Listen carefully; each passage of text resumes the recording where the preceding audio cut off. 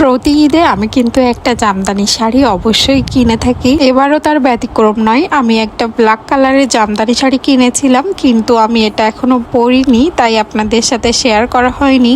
আমার কালেকশনে অনেক শাড়ি রয়েছে, মানে অনেক ধরনের শাড়ি, আর তার মধ্যে আমার সব থেকে জামদানি শাড়ি অনেক বেশি ভালো লাগে। আমি কিন্তু জেন ফ্যাশন থেকে এই শাড়িটা নিয়েছিলাম। শাড়ি বলতে গেলে আমার একটু ডিপ কালার বেশি ভালো লাগে, আর ডিপ কালারের উপরে কপার জরির কাজ থাকলে সেটা বেশি আকর্ষণীয় মনে হয়। আমি অর্ডার করার মাত্র একদিন পরেই আমি পেয়ে যাই আমার শাড়িটা হাতে, আর তাদের প্যাকেজিং কোয়ালিটি কিন্তু অনেক বেশি ভালো ছিল।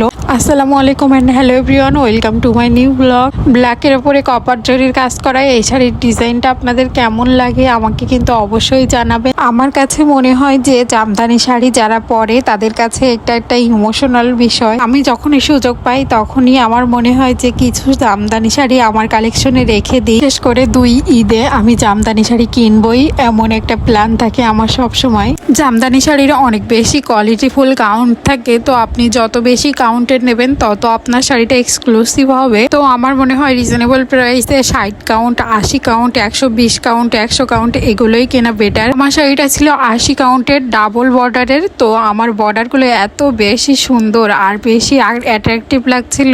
অনেকগুলো টার্সেল ছিল প্রায় 13-14টার মতো, আর আমি মিক্সড কালার নিয়েছিলাম, মানে আমার শাড়ির সাথে ম্যাচিং করে আমি টার্সেলগুলো লাগিয়েছি। শাড়িটা হচ্ছে কপার আর ব্ল্যাক ছিল, তাই কপার আর ব্ল্যাক কালারের টার্সেল দিয়ে বেশ ভালো লাগছিল। সাথে কিন্তু একটা ব্লাউজ পিসও ছিল।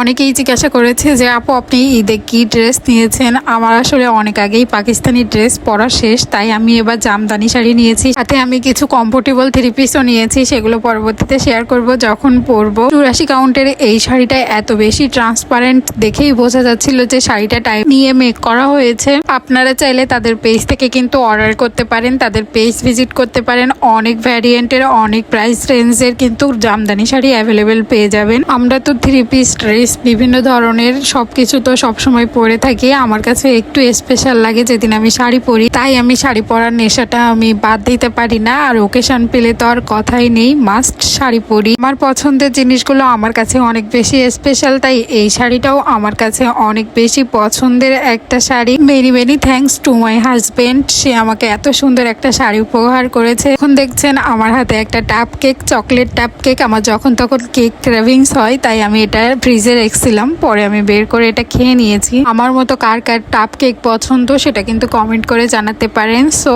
এই পর্যন্তই, সবাই ভালো থাকবেন, আল্লাহ হাফেজ।